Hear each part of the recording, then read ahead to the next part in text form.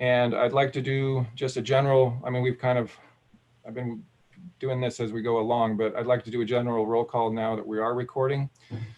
And when I call your name, please just say here or I or whatever you feel that acknowledges your presence. So Bob Morris. Here. Here, okay.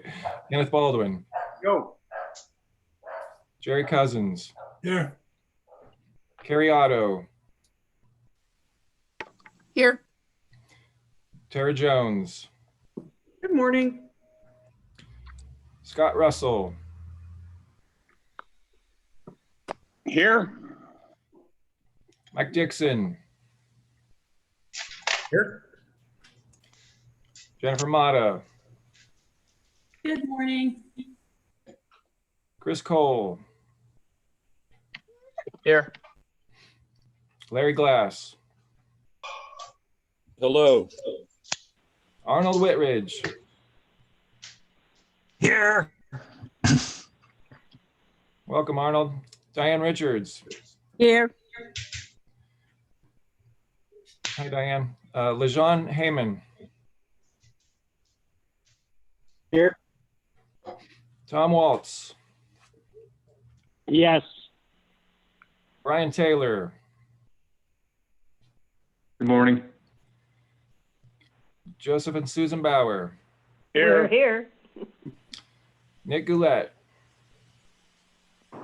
Yep. Chris Losi. Hello. Sally Aldinger. Here. Susan and Ross Molyneux. Go. Here. John Knight. Here. Morning, John. Hi. Krista Modlin. Here. Hi, Krista. Hi. Dan Usman. Here. Paul Hooser. Here. Hi, Paul. Hello. Kristen Lark. Here. And last but not least, Leanne Colburn. Here. Hi, Welcome. Kelly. This is Forenza. I'm here too. Ah, Forenza. Thank you. I'll get you on here. Thank you, Forenza. And with that, I think we're all in. I'm here too, Kelly. Oh, did I miss you? Sorry, Carol. And so did Tom Walls drop off? You called Tom? Oh, okay. Yeah, I missed that. I'm Sorry. still on. Yep. Okay, sorry. It's just there's so many little boxes, I don't see them all. Okay.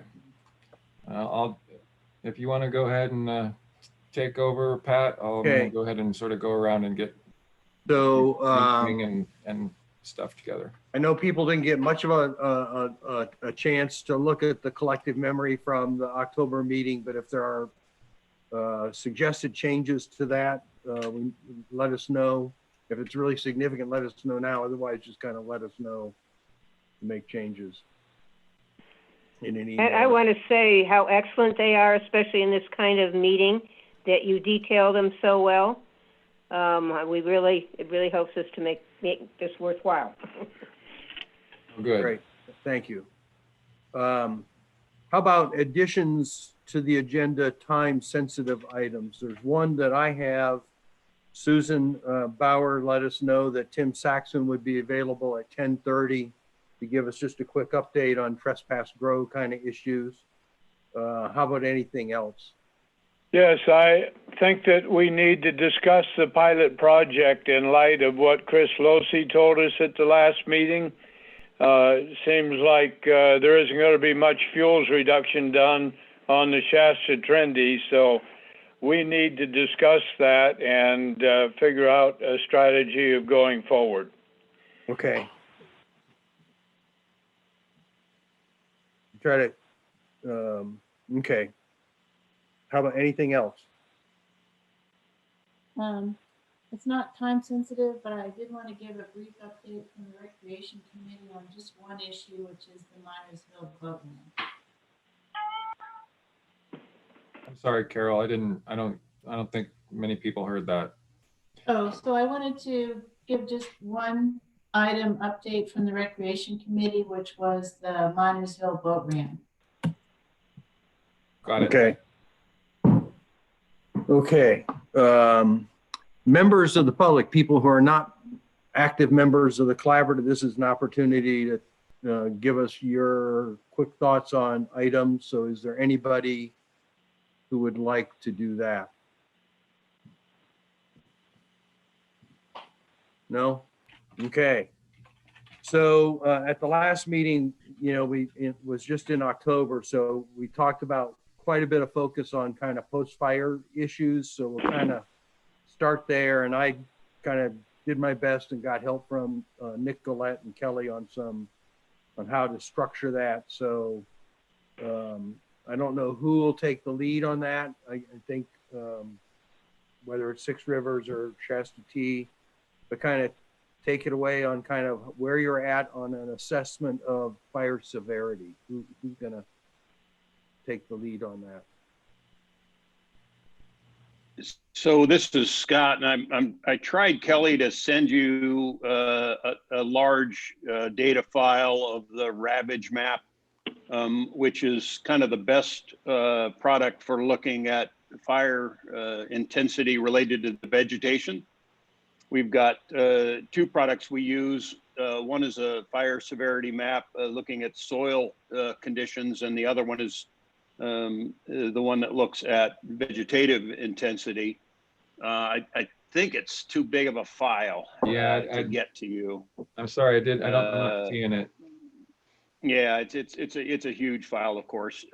I've got it on my laptop here, and if I switch over from my iPad to the laptop, I can probably share my screen. I think that's an option here in I will. Zoom. So Let me go ahead and you can do that now if you'd like. well, yeah, no, I need to switch my meeting from here over to Oh, my laptop. So I see. Go ahead, Sorry. Nick. This is Nick. I have it pulled up on my computer. I can do a screen share as well if you'd like. Well, that'd be fantastic, Nick. Thank you very much. So Yeah, I'll work it up. So this is I think a really good picture of what we got in terms of impacts of the August complex. Which is going to be our kind of our main focus probably of this conversation on fires. We maybe start with the August and then go to the red salmon. This gives us all kind of a good picture of intensity of vegetative impacts, and they're high. We've got it categorized in 4 classes, and we usually put the top 2 classes kind of together, which gives us a really high percentage. There it is. Okay, Yeah, we'll see that. So this is the soil impacts map that came from the Bear assessment, and so this looks at basically how much of the duff got burned, and how deep into the soil the fire burned, and so. It's the product we use to do our modeling associated with expected post-fire erosion, and so you can see there the red obviously is the high severity soil impacts, and where we'll see. And so maybe I'll just start with that conversation, and everyone else on this call from the 2 forests, jump in anytime and take it from me if you'd like. But I'll just kind of ramble here for a while if it works for people, and try to share the story. So if you think about the fire related to soil impacts and the modeling that comes out of that, the results really focus on the Ruth watershed is where we've had kind of the highest intensity soil impacts and expected erosional events. and then there's additionally some in the South Fork as well. You know, but that map's a little difficult to kind of tell where you are. So I apologize for that product, you know, in terms of, you know, being able to orient yourself. When you really zoom in there, you're like he just did, you can start to see, you know, some of the geographic indicator layers, you know, below that.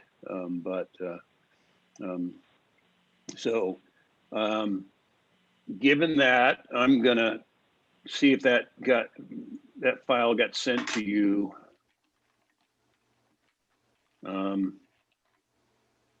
Kelly. It looks like it. I'm looking at my email and I haven't seen it in either.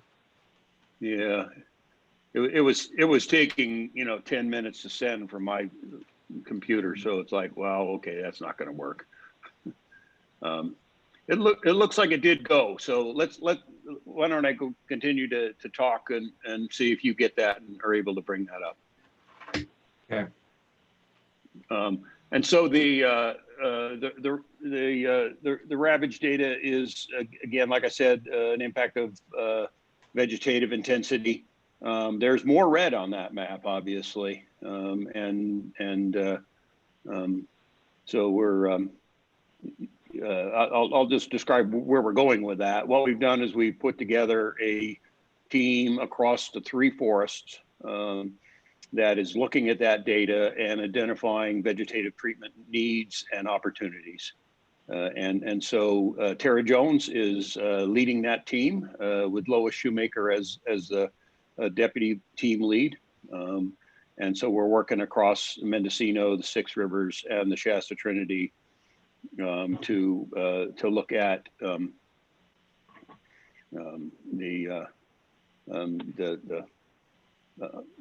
both the needs and opportunities. Just be, you know, I'll repeat myself there, but you know, primarily looking at you know, roadside hazards, you know, where are roads that need treatment along them to reduce the hazards to the visiting public.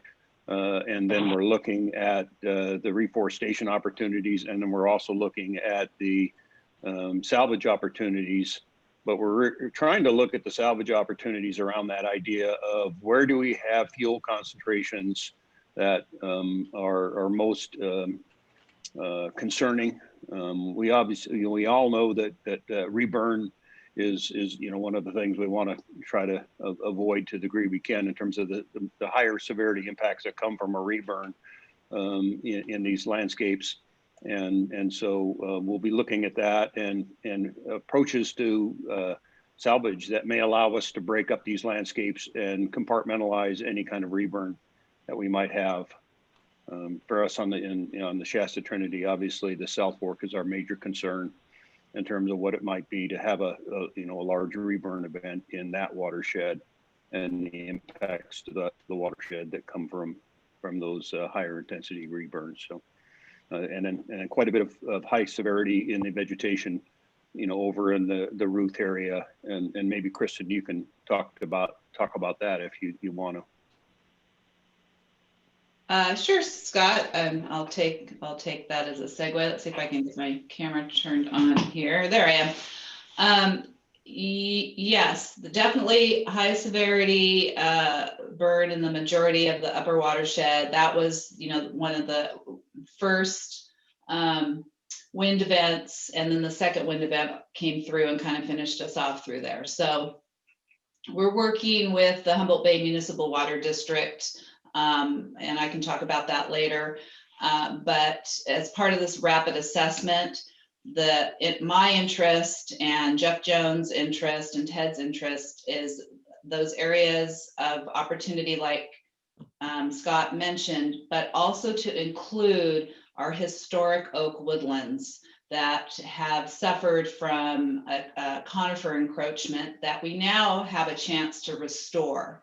And so that is, I keep saying that every time we get together as a group, because that's very important to me and to Krista and to a lot of other people as well. So that's one of our areas of opportunity.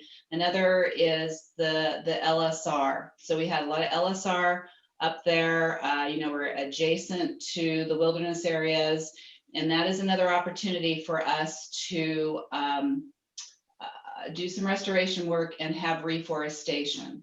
So some of the areas that we want to plant would be in the LSR areas where we've lost some late sterile stands, and to further this concept of founder groves. So we'll be looking at that. We realize that we're going to Jones is going to be engaging with the REO, the Regional Ecosystem Office, on that, and we'll probably have to do some LSR assessment work in there as well. So we're very concerned about debris flow into Ruth Lake, both with large woody debris and sediment. And so that is a huge concern, as well as everything else. So I'll just leave it at that for now. Okay. So maybe a good spot for some questions, or Chris, or you? Well, Scott, did you want me to add a little bit about main concerns down in South 36? Yes, please. Okay, thanks. So thanks, Kristen, that, it's, honestly, I think it's really good when you keep mentioning those oak woodlands, because it does kind of, repetition does help. And, what I'm hearing from the West Side staff is similar and different, right? Because we have slightly different resources and concerns. A big one that we are facing, a big concern we have, and an important area that we have is the area around Forest Glen, because of the proximity to the Highway 36, because of the cultural, both prehistoric, historic, and current use of that area. It's just an important area. Those campgrounds and the South Fork Trinity River, that's an important area to us. We also, have a real desire to reintroduce fire in as much of the area as we can.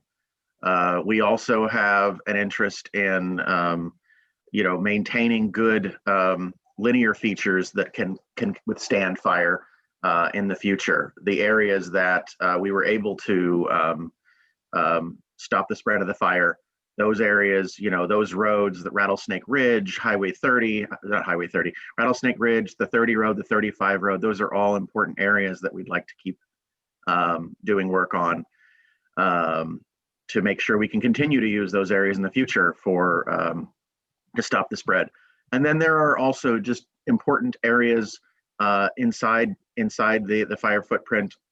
And one that keeps coming up is Shell Mountain Creek, where it's a really high priority watershed. It's just an important area to have restoration because it's really the headwaters of the South Fork, the Trinity. So that's what I'm hearing, really, those kind of three main areas that we'd like to address, with, primarily by reducing the dead fuels, planting, but planting can really only happen if we can create a place to plant. Fuel reduction, fuel break construction, that can only happen if we can reduce the fuels. And so taking advantage of this period where we can potentially get some of that fuel reduction done, without costing us an arm and a leg is really important. So any thoughts, comments from the group at this point? This is Jerry. I have a question maybe for Kristen. Could you kind of give a rundown on the timber sales and if anything is left in that? Thinking of First 48, Acre Woods, all those markings. Sure. So for First 48, the majority of that had been treated already. I know there were some log decks and stuff that didn't get hauled off. Trinity River Lumber, and actually Brian's on the call. He could probably talk more about it better than I can, but they've started some hazard tree reduction in those units that were under contract to the sale.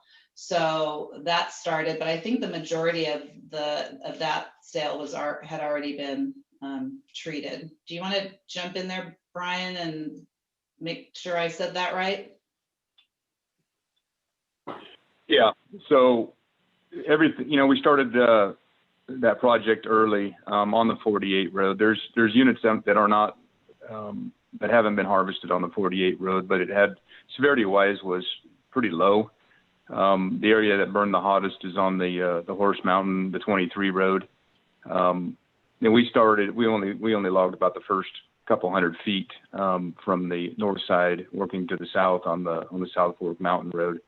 Multitude of intensities, but for the most part, extremely high. Unfortunately, we did start putting some trees on the ground prior to the storm along that road, and the decks that got burned up were coal decks. So we had everything that had merchantability standards. They were shipped to the sawmill. Other timber sales, we have two operators working along the Beaver Slide road systems, currently putting trees on the ground and shipping as we speak. Other than that, no, we're moving forward and getting done what we can while we have the authority to do so. Okay. Thanks, Joseph, Brian. or go ahead, Kristen. Oh, well, no, thanks, Brian, for filling everybody in on that. You're more intimate with it than I am, so thanks. So I think Joseph or Susan had something to say. Oh, I just wanted to respond to Chris Losey when he was saying they have to have a place to replant. Back in the early 90s, we had a forest supervisor, Steve Fitch, and he was at some meeting, he was telling us that he regretted going in and planting so soon on the burned areas from '87. He thought he should wait long enough, I guess, for the brush to resprout and burn it again to reduce the fuel load before planting. So you might think about if that works or not. Some places the fuel load is probably doable and places it isn't. But just an idea of, somehow we really need to get these fuel loads reduced. And I think the only way we're going to do it in any scale is with fire.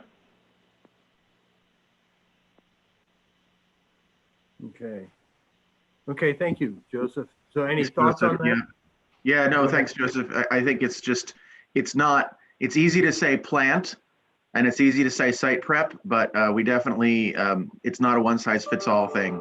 So I'm glad we're all agreeing that fuels need to be reduced. And I think fire will be a integral part of that. Okay. Yeah, this is Jerry again. I see that Chris left a note that he's leaving at 11, and I wonder, Joseph had mentioned the chatting with him about the pilot project. Can we rearrange things so we could do that maybe before he leaves? Yeah, we also have Tim Saxon showing up at 10:30. So maybe give Tim 15 minutes and then take up the pilot project. Great. And I don't know, do we have Tim? Has Tim joined us yet? He has not yet. Nope. Okay. Yeah, I'm online. I'll let you know. I'll Yeah. announce it when I see him come in. He's right I there. am here. Tim Saxon's here. Yeah. Yes, I am. Oh, are you 6232611? Yes, I am. Okay. Okay. I'm sorry. I wasn't unaware. So No, we're that's gonna, okay, no to problem. Deal with. we're gonna shift gears quickly because it is 10:30 and we'll let Tim give us his update. That's fine, and I won't need 15 minutes, but unless there's a lot of questions. Oh, you never know. That's true, I never know. And I'm just going to briefly talk about what's been going on with cannabis enforcement, just to give you a quick update. And I did have an email here from Susan, so I'll also try and cover some of the financial information that she had requested here. But as you know, our efforts this summer were rather curtailed as well as throughout some of the springtime due to COVID. COVID greatly hampered us because we were unable to get the usual assistance from our allied agency partners because of restrictions. So while we did get some assistance from Forest Service and Fish and Wildlife, obviously not the same amount of work that we have gotten in the past. But give you an update for the calendar year, I'm sorry, for the fiscal year, we ended up with 55 grow sites that we were able to abate for a total of abated plants of 372,504. We made 120 arrests, seized 45 weapons, and we had assets seized of $788,000 in value.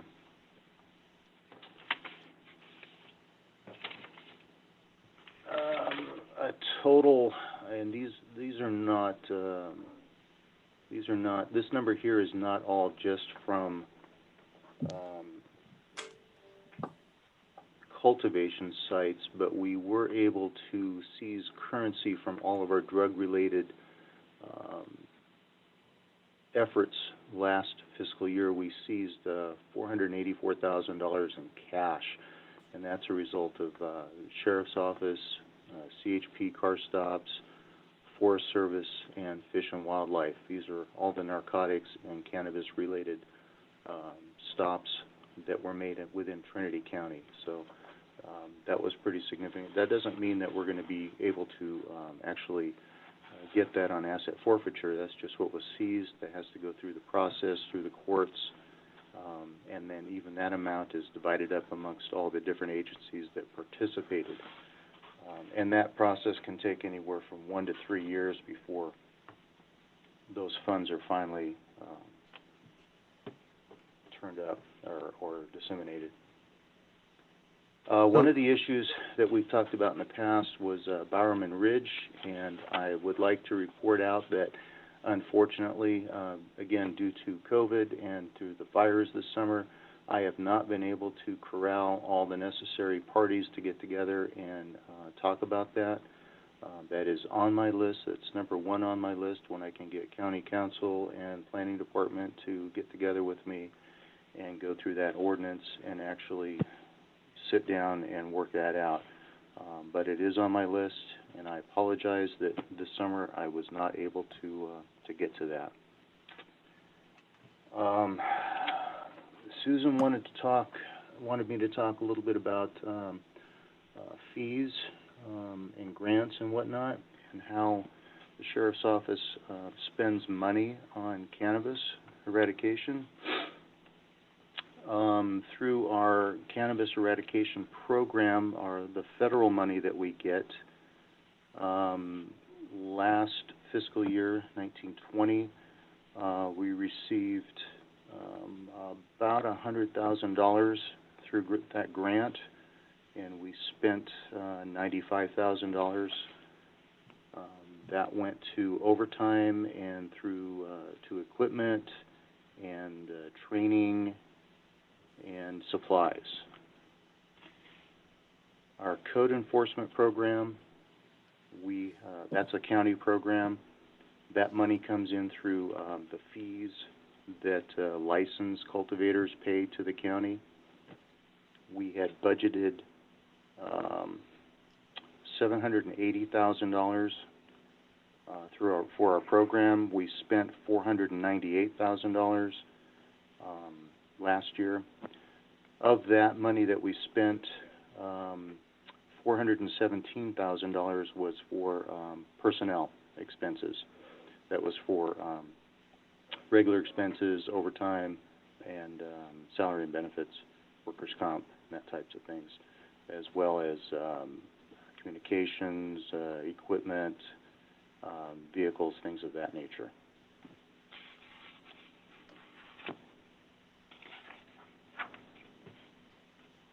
Any questions?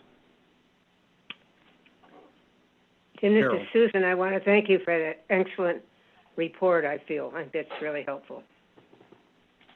Oh, you're welcome. And I just want to stress to the group here that with code enforcement, it sometimes gets a little confusing. The code enforcement money comes from the planning department through the cannabis program, and that money comes from the licensing fees that the cultivators pay in the legal program. We prepare a budget, and this is one of the things I did when I became sheriff, is I wanted a separate line item in my budget to show where this money went. So I prepare a budget, I submit that. The money comes from the planning department into my budget, but I keep track of it separately. When I ask for for example, the $780,000, I ask for that into my budget. I account for every penny that I spend, but what I don't spend, that actually stays in the cannabis department.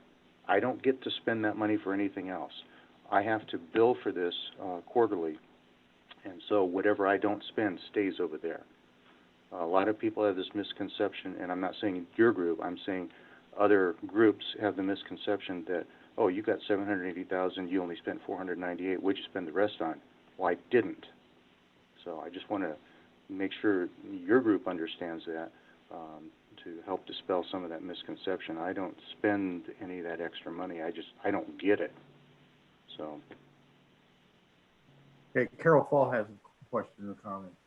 Hi, Tim. I'm just curious. So out of the, you were able to abate 55 sites. Do you have any feel for what that is in terms of percent of the total sites that maybe would have been abated if COVID and all the other things hadn't interfered? No, I can't even estimate. All I can tell you, there's a lot more out there. I mean, Okay, thank you. We fly over them. There's a lot more out there. When we fly over, we look at we look at the ones that we can get to, and we look at the largest ones. Okay. Tim, I have a can tell you that we're finding grow sites where we're finding a lot more people from out of the area that are coming in cultivating. So we're dealing with that. I'm actually going to be meeting with the sheriff in Humboldt County and Mendocino County.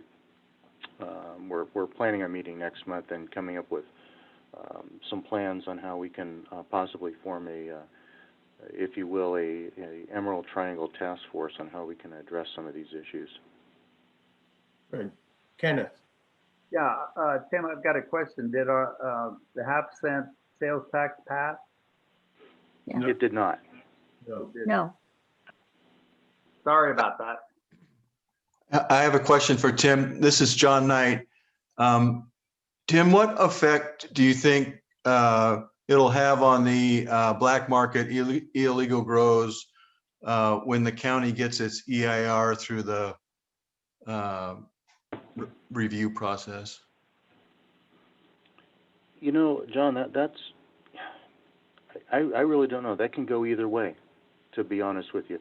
I think from the one hand, it's going to significantly improve the process. It's going to make it, I think, more beneficial for the legal side. The licensed cultivator is going to have a clear path to becoming legal.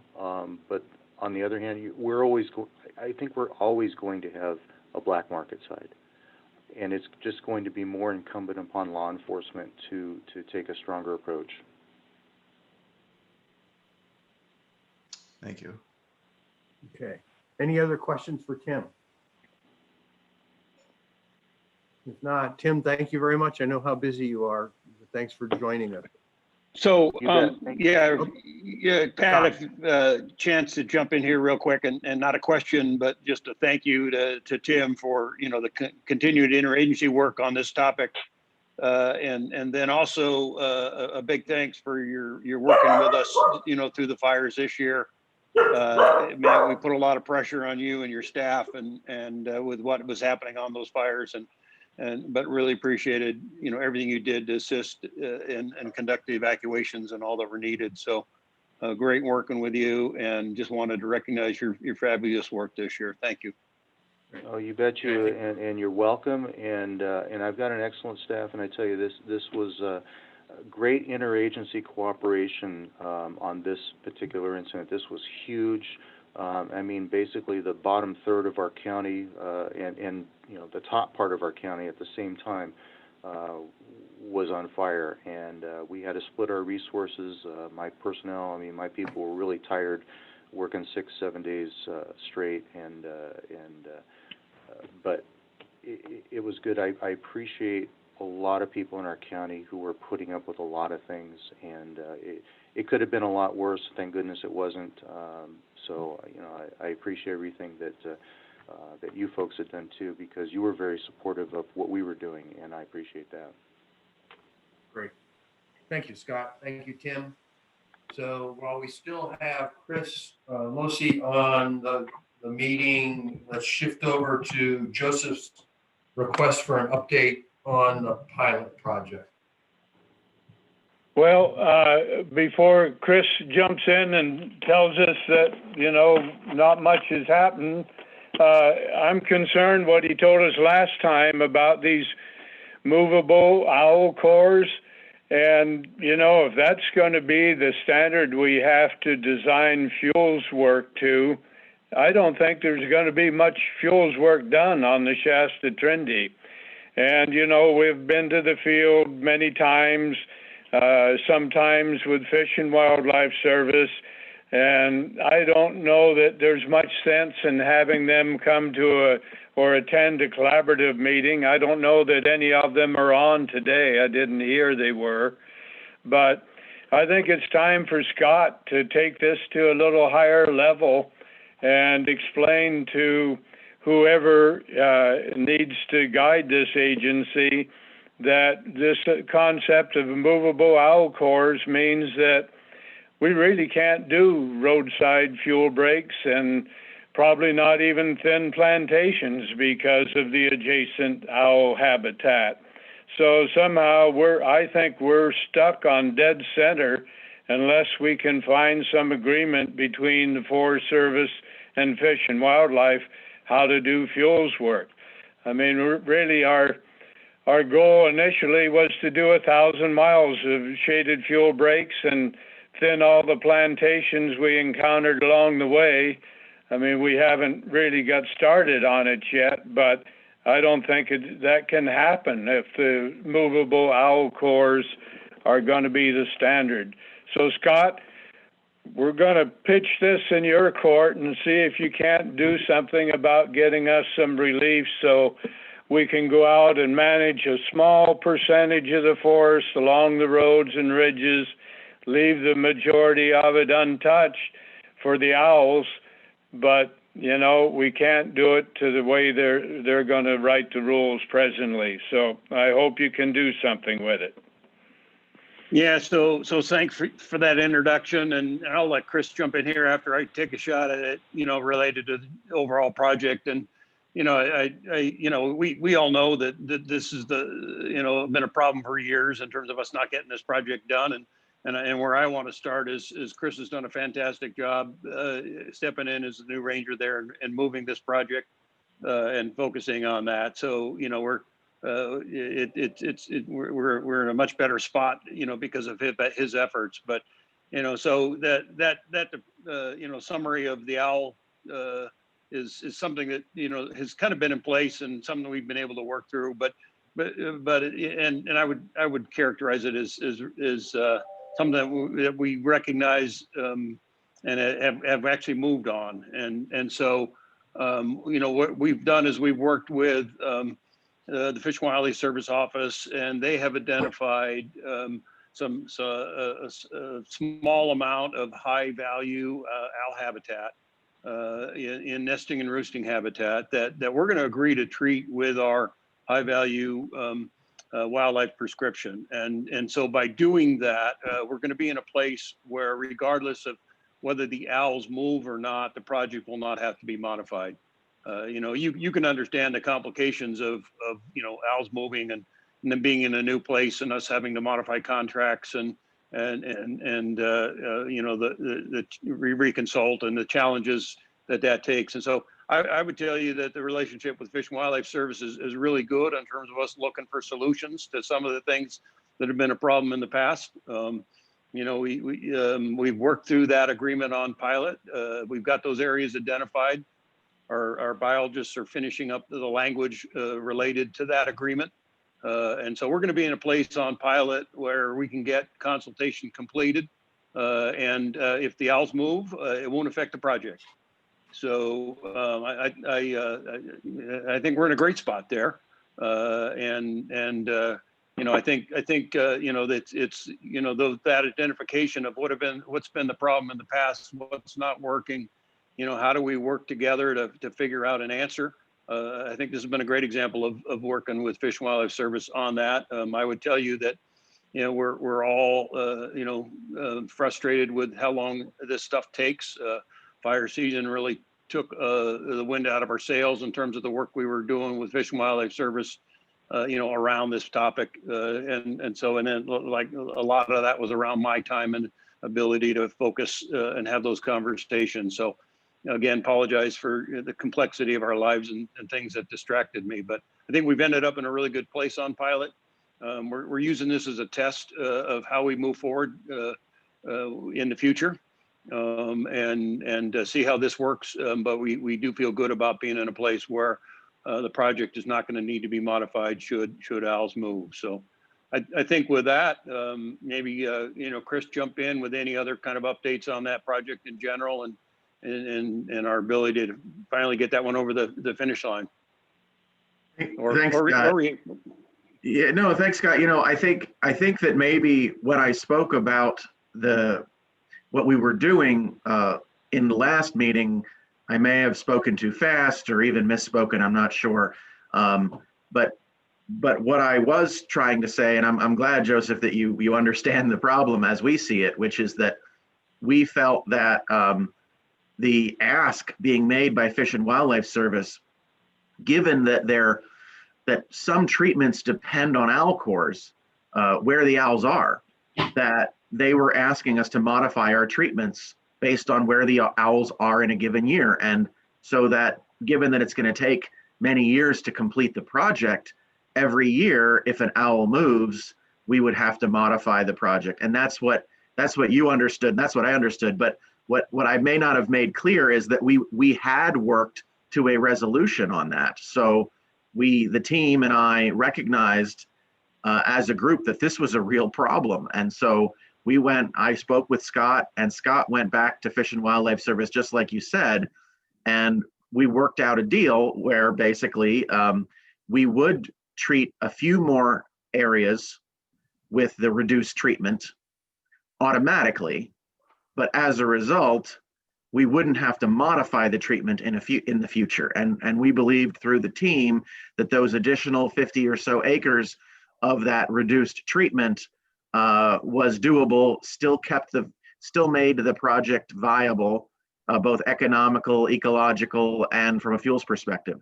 So by adding on additional 50 or so acres of reduced treatment or subtracting some of the treatment in about 50 acres, we are going to be able to meet our goals and not have to modify it in the future. And right now, as Scott said, we're just working out the exact details, a written agreement with Fish and Wildlife Service, so we completely understand the language, and then we'll be able to jump back in to the project. And I think there isn't a whole lot else that needs to be done. I'm hopeful we can get a draft out in January. And for comment, a draft for comment. That's my hope. I think that we're definitely on track for that because we depend on the Fish and Wildlife Service language and the requirements for all of us to analyze to get our draft out. So. Thank you, Chris. Anybody, any thoughts, comments? Joseph? No, thank you for that. It clarifies. I hope that future projects will have similar flexibility in them so we can proceed. But it sounds like, 3 years ago, we're on a field trip, and we all agreed to reduce that when we came into good habitat, to reduce the treatment area. And so it sounds like, we're finally there. Hopefully we can get a project out one of these days. Well, I hope so. Yeah. Okay. So if that kind of covers that, we move back to the post-fire recovery. What else do we have? Well, that I we have wanna- a question in the chat, Pat. Oh, yeah. From Nick Goulet, and while Chris is still on, it's geared towards Chris and Kristen. From Nick Goulet, he asks, I wonder if you've been in discussion with the regulatory agencies, U.S. Fish and Wildlife Service, SHPO, Water Board, about moving ahead with your preliminary post-fire fuels management strategies. Any concerns about whether they are going to be able to consult on a rapid turnaround so that you can get through NEPA?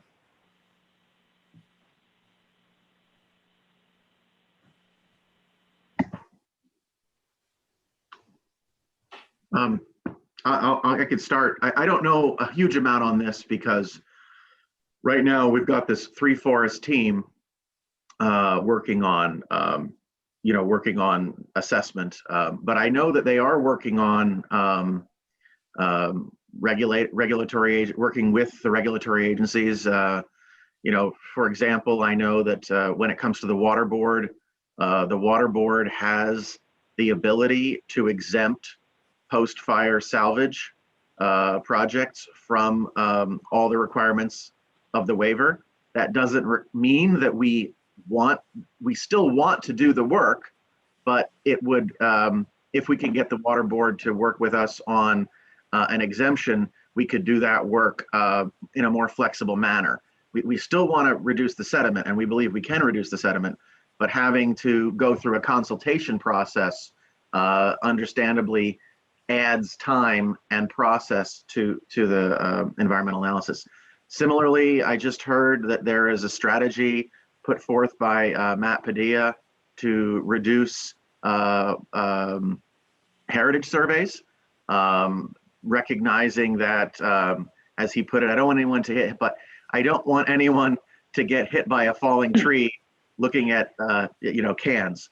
Can scatter. So I think we're on good footing there, trying to work with State Historic Preservation Officer on a more streamlined survey. And I don't know specifically, but I know that Ann Bowers has worked, very closely with Fish and Wildlife Service on developing streamlined consultation for our post-fire work. One of the things being they're working on a better method to determine the environmental baseline. So I think on all of these areas, there really are, and I don't know nymphs, I don't know anadromous fish, I haven't talked to anyone there, but I know that we are working on at least 3 of those and probably all of those relationships to help them understand how our ability to do work in a timely manner, while there's still some value available to help us do the work, that depends on getting quick consultation. And so I think that all the agencies we've been communicating that with them, and we hope they understand. We think they do, but we really hope that they understand the importance of that. So thanks for the question. I don't know if Kristen had much to add. Yeah, I'll jump in there real quick. That's where we start with all our projects. Our first thought is our regulatory agencies, and I have really great subject matter experts, specialists that remind us of that. So we have already been talking with Fish and Wildlife, with the Water Board, with NIMS, and so we're already moving forward with that. We on the district, we've already started some work separate from the rapid assessment, which I can talk about later, but I just want to let you guys know that that's where we first start, is with our partners there, because that relationship with the Arcata office, with Water Board, that is just an important relationship as the collaborative is for the 6 rivers and for the Forest Service and for all of us. So we want to maintain those relationships, and that's where we start. So thanks. Thanks, you too. I appreciate it. Just thinking about the very tight timelines. Of course, you're going to be under for anything that has any sort of salvage value, and good to hear that you're getting good sort of feedback and cooperation from regulatory agencies, and everyone's sort of rowing in the same direction. It's great. Okay. So it kind of takes us back to the post-fire recovery. I don't know what else people, that I had listed there would like more information on. This is Joseph again. Yeah. I just wanted to call your attention to what the collaborative has given out to the agencies for guidance in this matter is our paper From Fire Kill to Fuel Breaks, which I think we did in 2018. 2015. Okay. Anyway, we came up to an agreement on what should be done, what the emphasis should be, and laid out the proposed actions for the agencies. And I would hope they would use that guidance in this time. There was one big failure in that, and that was the leaving the non-merchantable trees in the units and leaving a huge amount of slash right alongside the roadside that, we had anticipated would be cleaned up by this prescription, but it was not. So anyway, the collaborative's already come up with guidance for the agencies. Please utilize it and, look at the failures of what happened last time around cleanup and try to fix that. So Joseph, so I'm thinking about, that time frame. So probably almost none of the agency folks who are here today were here then. So we need to find a copy of that white paper. Well, I have it. Okay, so if you could get it to me so we can get it to Kelly so we can make sure we can get it out to everybody. Okay. All right. It ought to be back in, in your files someplace, but I'll get a copy to Kelly. Yeah, and I think it's probably, on the website, but we just need to make sure, just not assume that any of the current folk have actually seen it. Probably not. I'm pretty sure we have that, so I'll look around for it, and if not, I'll reach back out to Joseph. Okay, Carol's got it. Carol's got it here with 3-hole punch. Yeah. If it's all right. I wanted to add something there real quick. Yeah, go ahead, Nick. Sorry. I mean, I'd love the collaborative group to be able to revisit that somewhat, that recommendation. I think that it was somewhat constraining and not necessarily aligned with what Chris just described as some of their priorities in terms of, and what Scott described in terms of sort of thinking about strategic ridges and, potentially beyond linear features, I think being strategic and opportunistic with fuels reduction and salvage, where it is going to play into, strategic firefighting assets on the landscape and also around like recreational sites and high use sites. So I'd love for the collaborative to be able to have a conversation about, when the Forest Service has taken a look and thought about what's strategic at a landscape scale for them, and the economics of doing that, what they think makes sense. And I agree, Joseph. I mean, I think the sort of activity fuels and the small trees, not just the merchantable timber, sort of thinking about how we incorporate more of that into what we do this time. And then the other thing that was, I think, lacking from our prior recommendations was really just this sort of larger blocks of kind of landscape scale prescribed fire where we can't do any other sort of form of fuel reduction, sort of using the footprint and reinforcing kind of the fuels reduction that the fire's done where it has done some good work, or where we can't do any other sort of mechanical kind of treatments. Well, I would agree with that, Nick. The one thing I would caution the agencies about is the experience that we had last time where, the Six Rivers did some CEs fairly quickly and were able to sell some of the timber, although there were a lot of complaints about the timber not being totally merchantable.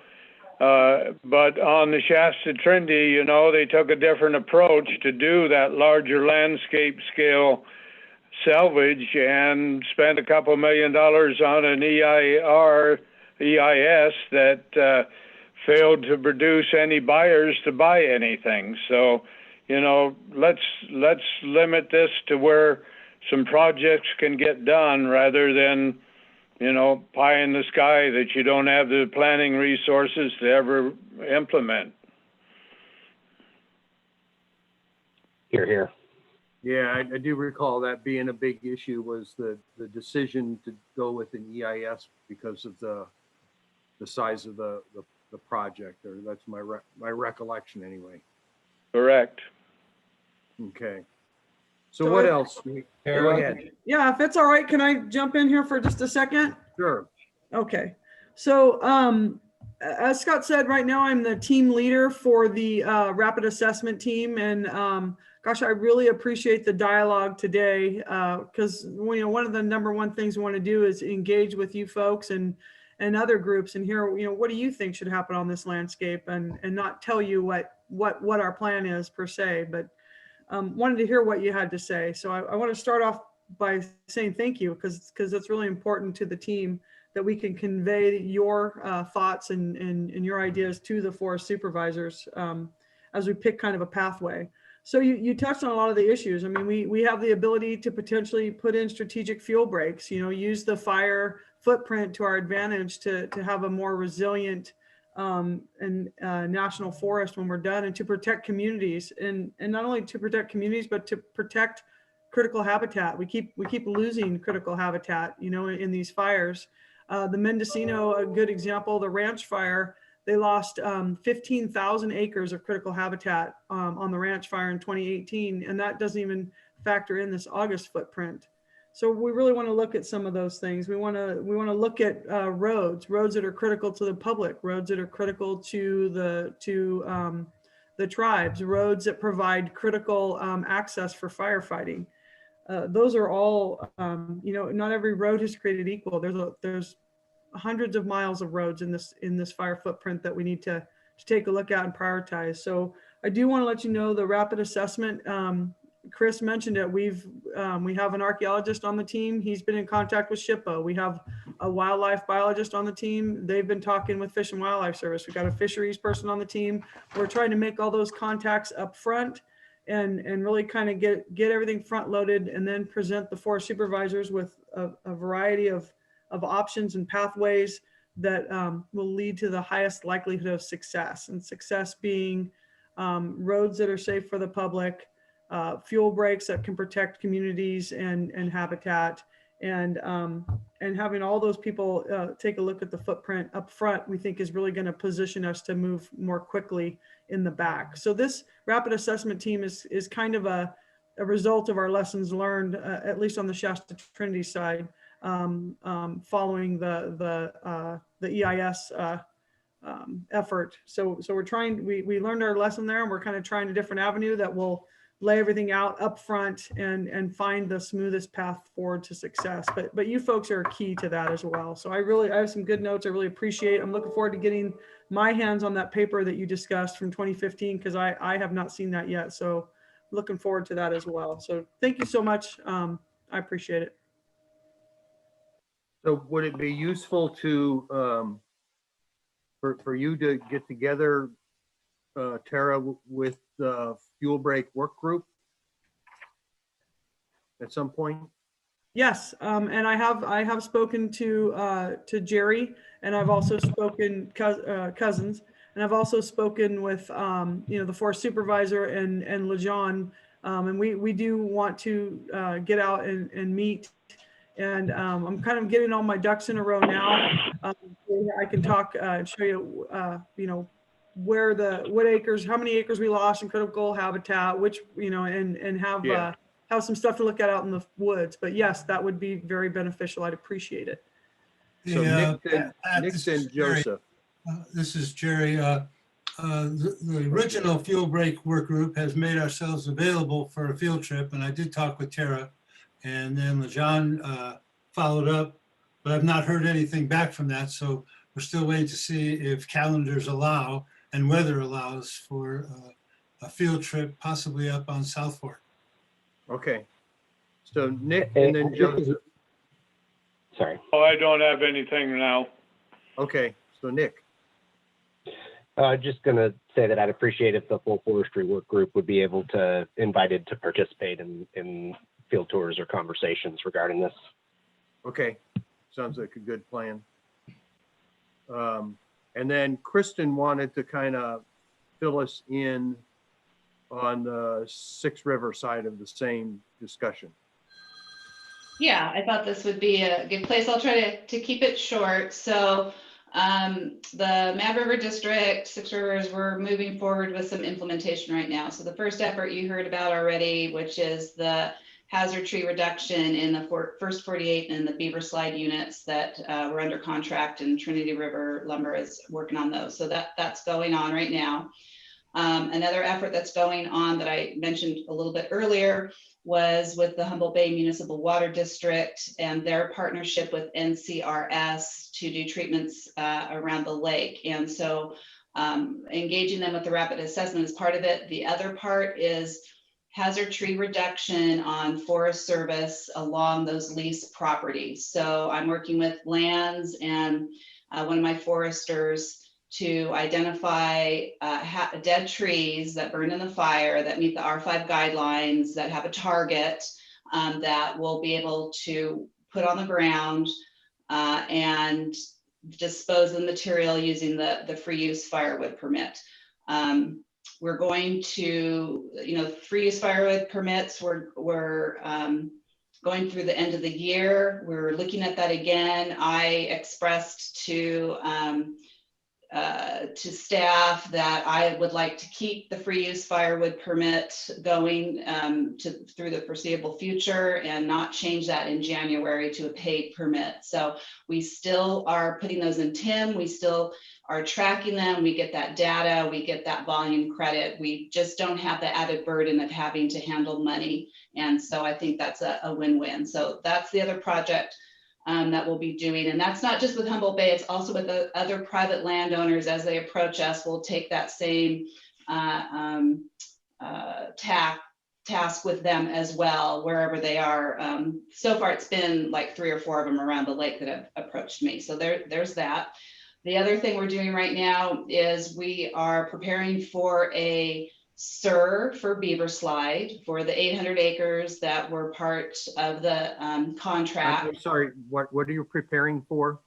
A SIR, a supplemental information report to the Beaver Slide EIS, okay, in order to enter those stands that were affected by the fire and remove merchantable, so far still fire-killed merchantable stems in there. The forestry crew, including the fabulous watershed crew, is helping us with the sampling for that, and they expect to be done on Wednesday. We had about 300 plots that we're putting in those units in order to assess volume, canopy closure, all the metrics that we need in order to do an analysis for that supplemental information report to move forward with treating those areas right now. So that's some of our low-hanging fruit areas that we have NEPA. The other thing you're going to see is hopefully today we are going to come out with a scoping letter for a CE that will be for the concentrations of merchantable stems that are on the ground that were created through suppression activities in dozer lines and roadside. The majority of that is located in the Acre Woods timber sale, which most of you probably know was significantly affected in the suppression activities, backfiring, and the fire itself. And so we had to pull that advertisement and we're gonna have to redo that project. So in order to capture that volume that's on the ground, as well as clean up the mess, we are doing a CE for that. And it will also include the 4 units that are in the Lucky timber sale that is along the county road. So that will be, we'll be able to do the hazard trees along the county road in there, abate that hazard, get some volume out, clean up that mess. And so that CE is going to be scoped. Carol, we have a draft. We're hoping to get that out today. We're going to do a short turnaround on that scoping. So this is your pre-scoping notice right here, right now. We're putting a date on it in PALS because we have to, I think November 30th, because we want to get that going. So we have that as well. And then of course we're participating in the rapid assessment that Tara discussed as well, in order to gather that information up to help inform us for whatever proposed actions will come out of that. So I'm super proud of my staff. They're working really hard. Everybody's pretty much maintaining. There's some stress levels going, there, but we're a scrappy little group, I like to say, and I'm really proud of everybody. So I'll stop there, and if you have any questions, I'm ready for you. Okay, so any questions of Tara or Kristen or anybody else before we move on to our next topic? Well, I just have a comment. BBW has been requested to help with technical services for the Humboldt Bay Municipal Water District. So we're going to have a conversation on Monday with NCRP about that. Okay. Cool. That's great. And actually that remind me of one more thing. So in all of that I talked about, we have awareness that we have monies tied up in our participating in our cost share agreements, both with Hayfork and NCRC. And so we're going to, I'm kind of spearheading it, I guess, is doing modifications to those agreements so that we can switch that money up from the green sale work that we were going to do. In particular, I have money in an agreement with NCRC for rat tail and beaver slot, or correction, bucktail. And so I want to do a modification so that we can use those skill sets to help us with this post-fire. In addition, the CCI grant, there was going to be a meeting on it next Monday, but I think Dylan, we pushed it. Doing a modification to that grant that's through the Watershed Center with and our agreements that we have, and working together to get things modified so that we can have access to those funds in the right footprint with that right skill set. So, that's another big lift. We were working with G&A. I had the acting director of G&A reach out to me last week and talk to me about some stuff. And so that is another workload. We don't have a lot of program managers for G&A on the forest, and on my district, I'm one of them, and I have Nancy Curran's the other one. So I have a new forester, Bronson Dillard, who replaced me, and I'm getting him trained up to do that program manager stuff. So we're building a lot of capacity in there in-house the best we can, but it's complex. There's a lot of moving parts to it, but we're one foot in front of the other. So thanks. Great. Okay, so why don't we kind of move on? The next thing that was asked to be on this agenda was an update from the PUD on the right-of-way widening project. So Paul, hopefully you're still on. Yeah, I'm here. You ready for me to jump in? You and or whoever else can take that up. Well, yeah, and Tom Walls is on here too, one of my board members, and has a great deal of expertise in this area. But I'll jump in, and Tom, feel free to add, or I suppose we can take some questions. So maybe at a little risk of repeating, but just in case not everyone's totally familiar with the project. The PUD, we've undertaken an effort to expand our right-of-ways over federally managed ground, Forest Service and BLM, a tiny amount of Bureau of Reclamation ground, but from the standard 20-foot easement that we've had since the inception of the PUD to as much as 130 feet. And, you know, all this discussion we've had so far, even on this call about the existing level of fuel loads, and anybody that's actually been in the woods and seen what our 20-foot easements look like, you know, recognize that they're just woefully inadequate for today's fuel loads and fire danger. You know, we thought the Carr Fire was big at 230,000 acres, and now we're looking at the August complex at over 1 million acres. So this is the PUD's effort to at least mitigate to as great as extent as possible the danger around our utility lines. We also believe that, you know, once this treatment is done, and it's approximately 270 miles of PUD lines over federally managed ground, we think it'll be a linear feature that'll be an asset for firefighting, fire protection, no matter what the source of a fire. So we think there's benefits beyond just protection of PUD assets, and actually safety of the community is probably the biggest benefit of the project. Where we stand now, so the overall budget for the project's about $3 million. We've spent about 1.7 million to date. Earlier this year, we went through the biological cultural surveys, all that's done. The schedule is we are planning on the scoping period beginning on December 11th. And there's going to be newspaper ads. There'll be mailings that go out.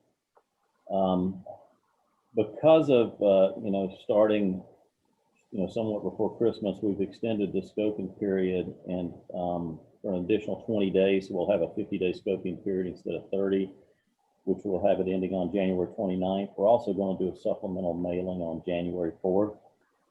You know, with COVID, I can't imagine tons of people are traveling over the holidays, but just in case, we're going to kind of take that extra step for notification. As you can imagine, there's a number of reports that are being finalized now. The Class 1, the biological resources, wetlands assessment, Class 3. To kind of cut to the chase, we are hoping and trying real hard to have a draft EIS/EIR by the end of August of 21. And we hope to have a final EIS/EIR scheduled, you know, completed by the end of April 2022. I know I don't have to remind everyone on this call that anything we can do to get more work done before another fire season is upon us is a huge amount of risk reduction.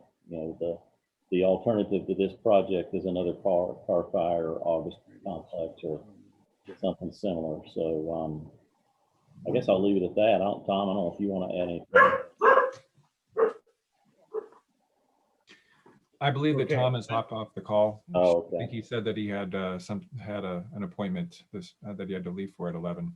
At 11, yeah. And is that dog really a member that can participate? There's 2 of them, and yes, they are.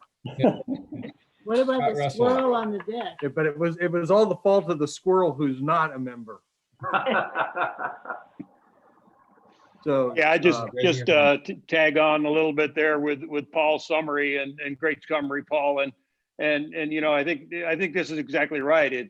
We're taking this on in the spirit of how do we work together to address the risks we've got out there on the landscape. And so, you know, as you know, Paul and all the rest of you know, we're challenged to keep up with all the work that we want to try to get done and work that supports, you know, people that have needs in the national forest. So but this one feels to me like it's gone really well. And a lot of that I think has to do with Paul having hired a really, really good contractor to do the work. And so what a difference that's made. And this one feels like it's on the right track and going great. I hope you feel the same, Paul.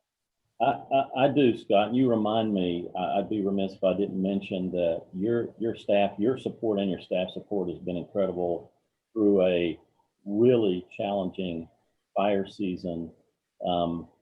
their engagement and work effort on this, I've frankly been amazed at. And so I really appreciate that. It shows that you recognize the severity of the issue and, you know, how important this project can be towards helping that.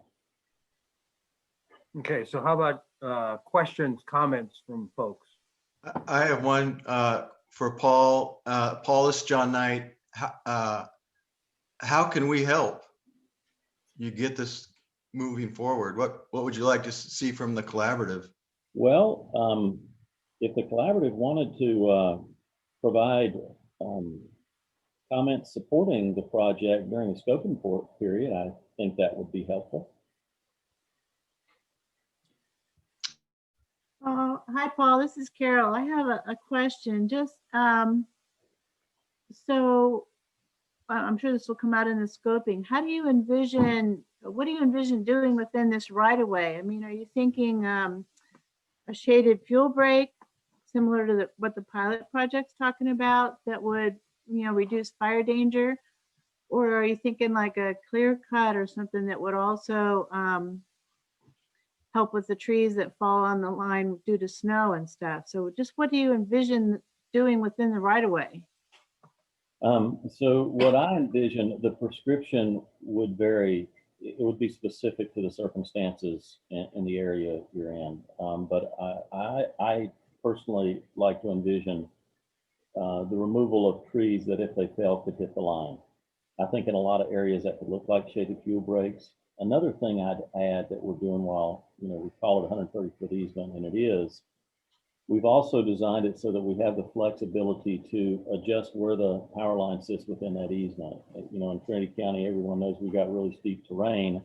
So we may have 120 foot of that easement on the uphill side of a power line if slopes, you know, depending on the slope, where obviously on flatter ground, the line may be more centered in the easement. We don't have that flexibility now. I know it's kind of a long-winded answer, but it really depends on the area that the line is in. And then how do you envision maintaining it? You know, if you so I guess the Forest Service would allow you to sell the trees, or BLM would allow you to, they would sell the trees. Someone would come in and you know, do the work. I mean, I'm just curious how it's going to pay for it and how it's going to be maintained, if you have any kind of notion of how that would work. Well, you know, so I sense there, and I'm going to be real candid in your comment. Our right-of-way maintenance costs have probably tripled over the last 4 or 5 years. Some of that state mandates, most of it is actually just an increase in effort. This is going to lead to a significant increase in cost. And most of the folks on the call are PUD customers, and at least all the customers I talk to are very interested in us keeping rates as low as possible. We're going to continue to do that. There's going to be some real cost pressures. There already are, and there'll be some additional cost pressures in maintaining this easement. But to put it in perspective, to share a little bit that I can share, the Helena fire in 2017 resulted in 138 million in damage claims against the PUD. One fire, I mean, that was a 27,000 acre fire. One fire dwarfs the cost of, you know, what we're undertaking here. So unfortunately, that's where we have to look at it now. Okay, thanks. I look forward to the scoping kind of document then. Sure. Great. Anybody, any other? This is Susan. I'd like to follow up on that a little, and that's regarding the vegetation management, brush growth and whatnot, which I'm sure you're very aware of, and is part of that great expense. Also wondering what you found out with your goat experiment, which you said you were going to do, and if that went ahead. Realizing, so what kind of methods would you be using for your vegetation management once it's cleared and growing it?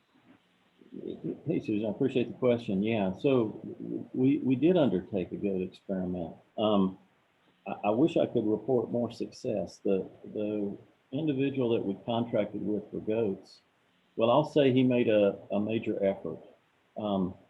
He lost a number of goats, mountain lions, I'm not sure all the issues, but The end result was he refuses to come back. And Oh, yeah. So we didn't have a lot of success with the goats. He did make a lot of effort. You know, my assessment is he lost a considerable sum of money on the attempt. And I'm not sure how much promise that holds for the future. We are certainly open to trying to make that work. I don't think this vendor is going to be interested, not in our area. thanks. Okay.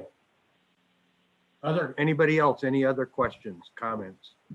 That's too bad. So we look forward to the scoping, Paul. All right, thanks for the opportunity. Yeah, thank you for taking the time to do this.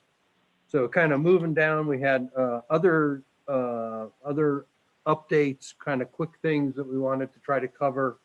And with that one, we will also add the update after 11:30 with the Minersville boat ramp will come in this category. So Jennifer, just because I always hate to just completely leave you out, so I put in the RMP update. So, or anything else you've got you want to bring up. So you're still hopefully going to go to Hawaii, I guess, looking behind you. 10 more days. 10 more days. Okay. We'll see.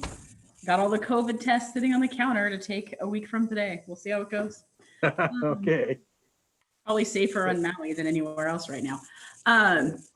So yeah, thank you. It's okay sometimes if we don't have much to update. We don't have much to update.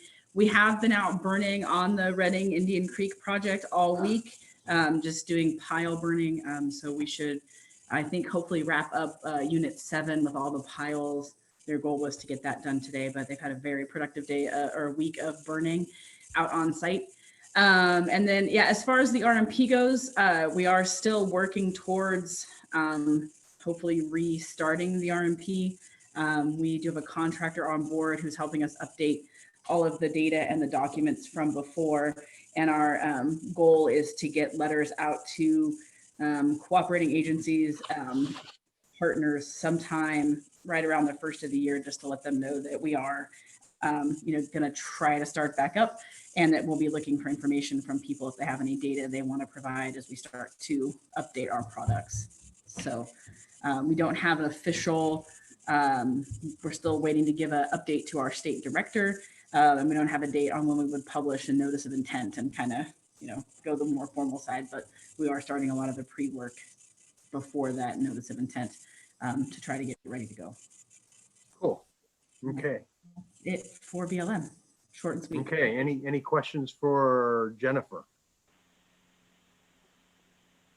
No. Well, thank you, and hopefully have a safe and fun trip. Thank you. Fingers crossed. So actually, Judy Morris had asked for this next one to be added, which was there's the fairly new this late summer, early fall MOU that was signed between the state of California and the U.S. Forest Service. And I don't know if Scott or somebody can kind of give us an overview, an update on what that is and how it might affect our program of work and that sort of thing.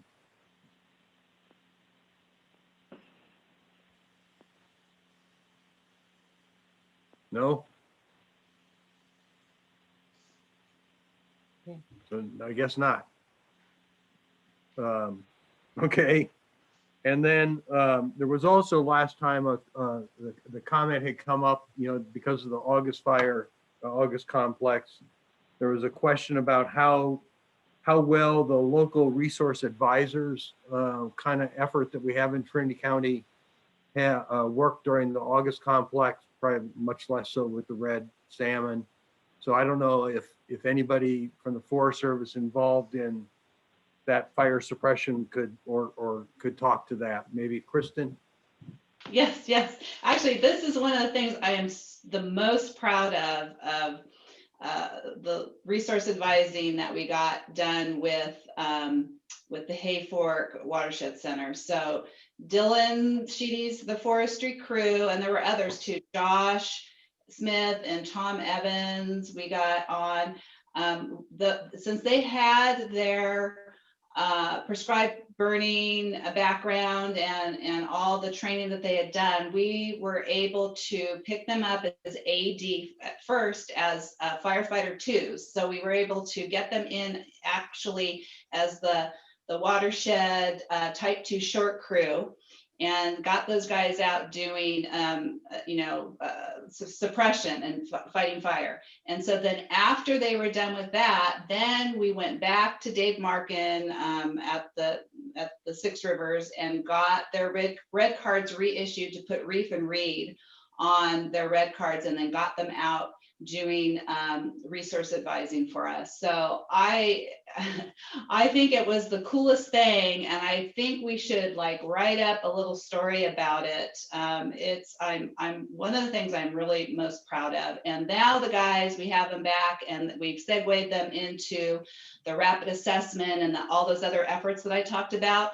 So they've had a front row seat to see everything that's happened, and they have all that historical knowledge of where things are that they can just put right into all the other restoration work we're doing. So it's a huge success story, and I couldn't be more proud of them. So I'll let somebody else chime in.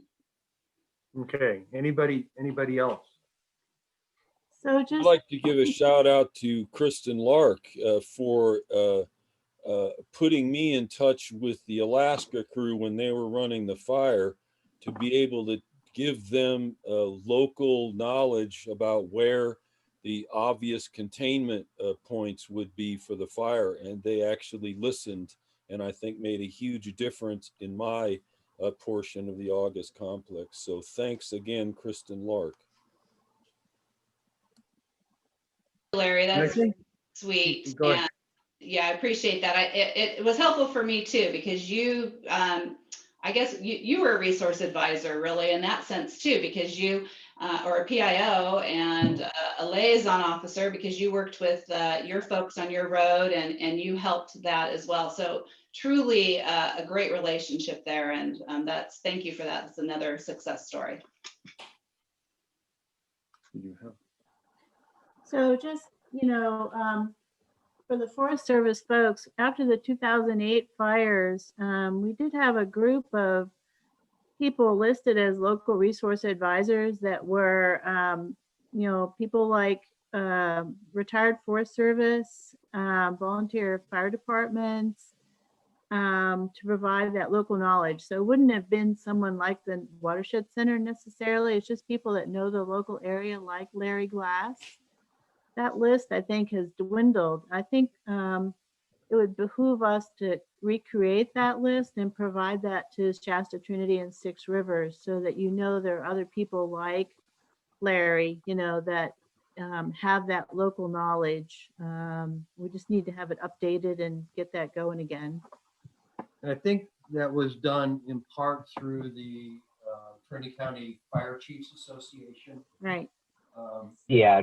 Yeah, to kind of clarify on that, the way that ended up getting structured, was the Fire Chiefs Association definitely worked on sort of generating the list. And I think there was sort of one per supervisorial district, and they were essentially sponsored through Office of Emergency Services so that they could have some kind of official liaison role on behalf of the county, essentially, in the incident management structure. And I don't know that that's been maintained or that it was deployed this time around at all. So anyway. No, and I think the original county champion for that was Supervisor Roger Yeagle, who kind of made sure that happened. And so maybe part of this is we need to reinstill the desire at the local level to generate that kind of list of potential support advisors for the agencies. Scott. Yeah, so we see similar value in that program, and have been trying to talk that up and get it reestablished. We didn't get it done in time for this year, and had some conversations with some of the supervisors, during the incident, and only if we could have, kind of a situation. But I think that's an important thing to get reconstituted and somehow connected with the county, and we've been talking about Tim Sexton being the one who ought to be be leading that for us. He doesn't need anything more on his plate, and I'm not sure he's on the call Yeah, anymore, but it's easy to think that'd be appoint a somebody great way when to they're not connect on the that call. program. So we just need to think about how, you know, because I'm pretty sure I haven't been to a Chiefs meeting in a long time, but I'm pretty sure the Forest Service is, you know, actively participates in that, and it should be your representatives on the Chiefs Association who would kind of bring that issue back up. Go ahead, Kristen, you have. Yeah, so I guess I was thinking in terms of local resource advisor, in terms of how we use resource advisor in the IQCS system. And Yeah. so we did have the cooperators meetings that Larry had mentioned that did include all those folks that were stakeholders or others. And I think there were a lot of them that were involved in that. And so they were, in that sense, there were a lot of folks that were local that were involved in that. And then, of course, those were run by the Type 1 teams that were managing the fire. And then additionally, we did have a lot of EERA folks that got hired, emergency equipment something agreement, I'm going to mess it up, that actually worked on the fire. So both logging and other groups, you know. So there was definitely, maybe not in the sense that you guys are talking about, but there was certainly a lot of local knowledge that was integral and embedded in the effort, maybe in different ways. Great. Okay. Well, I tell you, I'm kind of regularly in contact with the Trinity County OES people over other things. So maybe I'll float the idea of them helping to kind of get this up and running again. So another item that kind of, now that the fire season is mostly over, seems like this time last year we were talking about trying to get alert wildfire cameras deployed on Forest Service infrastructure. And I don't know that any more than the two that have been up for a year or so are in place, but just an update, you know, maybe from Scott or somebody on, is there still interest and energy on the part of the Forest Service to get more of these cameras in Trinity County?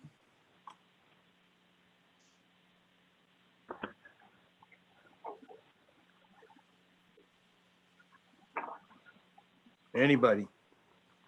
Well, speaking for myself, on South Fork Mountain, we're interested in having a camera closer to ours. We were using the one on the Hay Fork Divide to watch the progress of the fire, but they were zooming in and it was still pretty far away. So it'd be nicer to have one, say, like on Pickett Peak or Horse Ridge or something like that for the southern part of the county. Yeah, and Pickett Peak was one of the ones that the subcommittee of Travis and Kelly and I had prioritized. I don't know much about the program, but sure, it sounds like we would work through our special uses. You know, there's probably some sort of permitting on our side that needs to happen, or an agreement or whatever. But if you guys want to give me more information about that, yeah, sure. I will reset. Kelly, I'm sure we still have the white paper that we developed year and a half ago. Maybe because we got some new folks, we could redistribute that to the agency folks and see if we can't get some traction. Yes, we can. John, do that. Knight. Oh, I'm sorry. I didn't. That's okay. Scott. So yeah, I think you bring up that and say, you know, where are we on wildfire cameras? And it's like I don't have any updates. Sorry, it's too soon out of fire season, and Yeah. you know, I think we all share and understand the value of that system.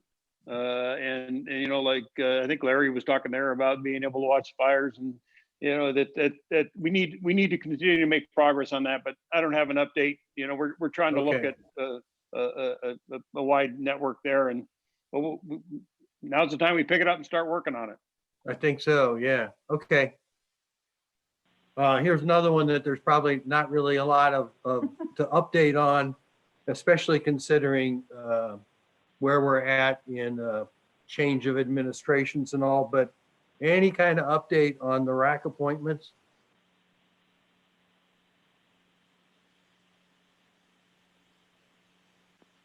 I mean, I guess I could jump in on that one, Scott. For the RAC, I put together the nomination package yesterday. I'm going to run that by Scott. We have the candidates, the applicants in for vetting process. So that's where we are at the moment. I don't want to, I know that Joe had put those in for vetting months ago, I think about 9 to 12 months ago. Something happened along the line. I don't know what, but we need to redo the process. So we are getting those applications are in for vetting again. We are on top of it at this point, and by us, I mean outside of Shasta Trinity, because everyone here did the right thing.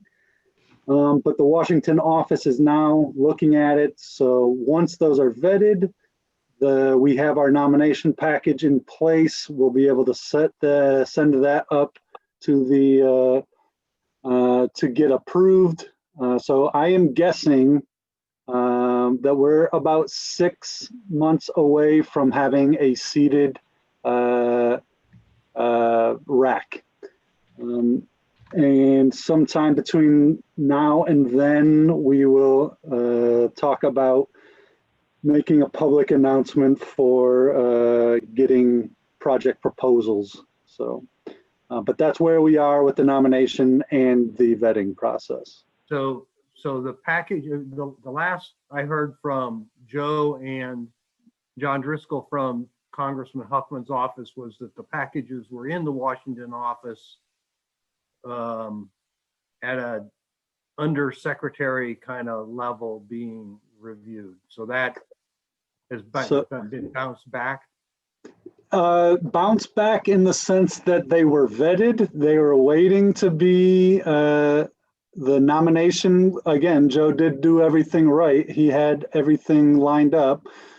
Somewhere along the line, and I'm not placing blame anywhere, but the vetting is only good for 6 months. So whoever in line to do to pick up the nomination packages did not do that portion, and now they need to be revetted. So yes, we went back to square one, but we're moving forward again.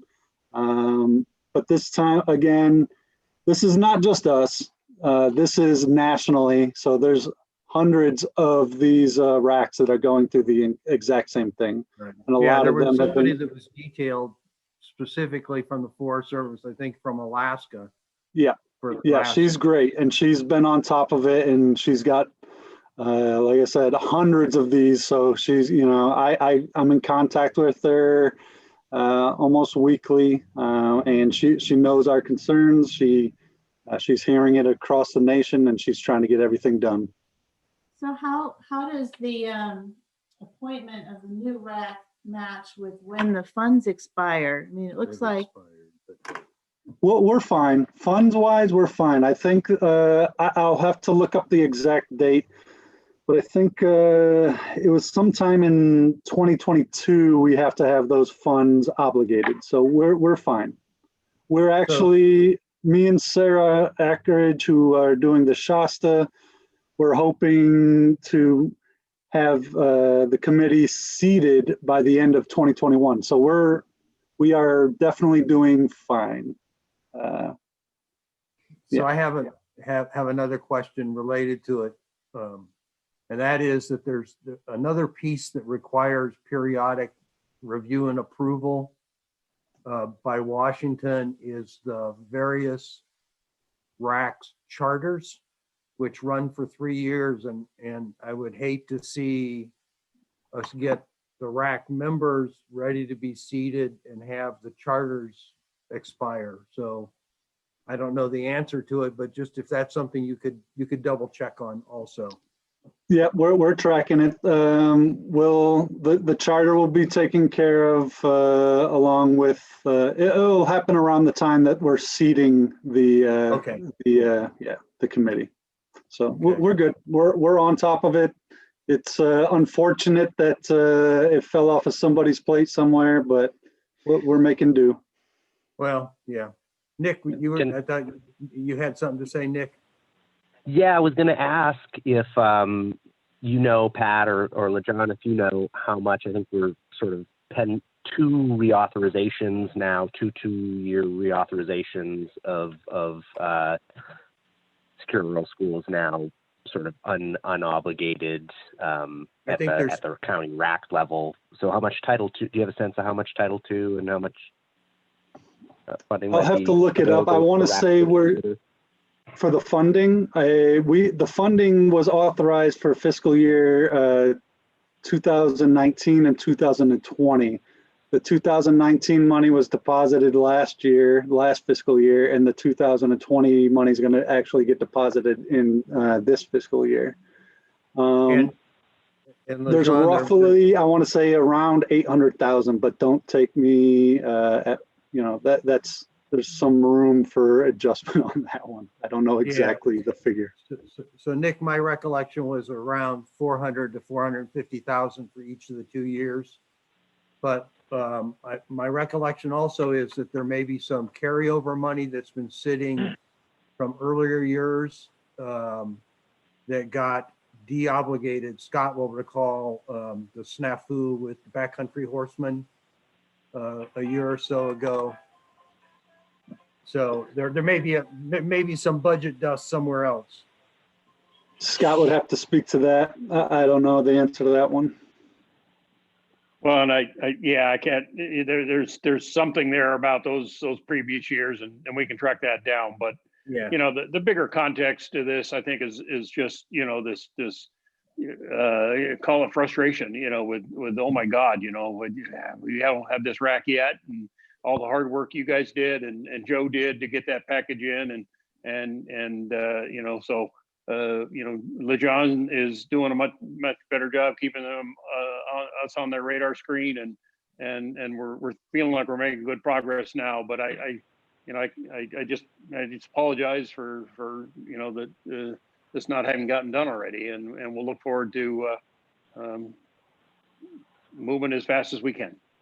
Yeah, I think the other struggle obviously will, and having, some of us have been through lots of RAC reauthorizations and reappointments, and we've been involved enough times that we've had this happen during a transition of administrations in Washington, which will probably throw your timeline off a little bit more too, because if it ain't done, but if it isn't approved by January 20th, a new administration will say start over. And LeJean, there are 2 people, I think Brian Taylor and Pam Augsburger, who are currently appointees, whose terms will be expiring. So I think you'll want to make sure that somehow, because they're part of we need them to have the quorum. So you'll need to the last I checked, everybody has expired. So we are really starting from scratch. Okay. So they're in the package then? If they resubmitted an application, I'll have to check. They wouldn't have resubmitted because when the request for submissions, they were still active members. Yeah, then we should probably reach out to them and have them submit an application. If they haven't gone through the vetting yet, then we might be able to still get them in there. Okay, so do you have contact? Do you think you have contact information? Brian's been on the call. I don't know if he's still on the call. He is on the call. Yeah, I'm on here. I filled out an application with Joe and sent it back to Joe, but I don't know what the timing of that was, when that went, if that went through, or if it's sitting in the vetting process or not. So then you're probably good then. So we'll need to check with Pam. We can connect you with the other individual, LeJohn. Yeah, please do. If they want to be on the rack, I'm going to need to get a new application to put it in if they haven't already. Yeah. Okay, great. Okay. So how about taking up the, as we're running out of time, the miners, do we have? Leanne is back on. Leanne is back on. So update on the Minersville boat ramp. And I think Carol, were you going to start that off or? Yeah, I'll kind of give an update from the Recreation Committee's perspective, and Leanne can help me. So the issue there is that we had the grant from the Department of Voting and Waterways, DBEL. I'm having trouble hearing you, Carol. Sorry. We had the grant from the Department of Voting and Waterways, DBEL, for $4.7 million something to extend the Minersville boat ramp, which involves redoing the parking lot. And so the DBEL engineer had designed the parking lot. That's how they came up with the $4.7 million. And then Forest Service engineer reviewed the DBEL design. The DBEL design is the same as the Trinity Center boat ramp, which was just completed. And it has back up parking. It does not have pull through parking. So right now, if you pull into Trinity Center, you have to back up if you're gonna exit the boat ramp, boat parking lot. So anyway, Forest Service did not agree with the DBEL design to make it a pull through parking lot. I think, Leanne, the extra cost is something like $1.5 million, which the Forest Service has requested funding for. Don't know yet when we'll hear if we'll get that funding. The Recreation Committee perspective is that the grant was extended through February of 2022. So depending on the lake water levels, we may be able to meet that time frame, maybe not. We are okay with a non-pull through boat ramp, one that you can back up, because for those of you familiar with the Minersville boat ramp, that boat ramp, sorry, I keep saying that. The parking lot only gets used when the lake level's high. The rest of the time, people just pull down the ramp and park on the lake. So the parking lot itself is kind of not used very much. So the Recreation Committee is kind of trying to ask the Forest Service to go ahead and approve the design that DBEL came up with, since that's their thing. They're responsible for designing boat ramps and boat parking lots, and so that we can move forward with this. So we understand the Forest Service engineer is concerned about safety. So anyway, that's just the point where we're at, is we're kind of asking the Forest Service to just let DBEL do their thing and go ahead with the project. And Leanne, do you want to make sure you kind of better explain the Forest Service concerns? Well, I want to add some details and clarification that perhaps was not fully conveyed when we met last Friday. So DBW has their first set of design plans were only tentative and draft, and they expressly stated that. And so that being said, they were not firmed up at all. And so at that point, we had engineering look at it, and then we went back and visited with DBW, and they stated that that was indeed, these were just draft, and that they would certainly relook at that. But here's the thing too.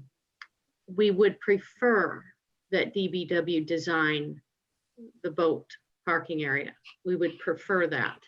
However, they are right now extremely short-staffed. They don't have anybody that can probably look at this until January.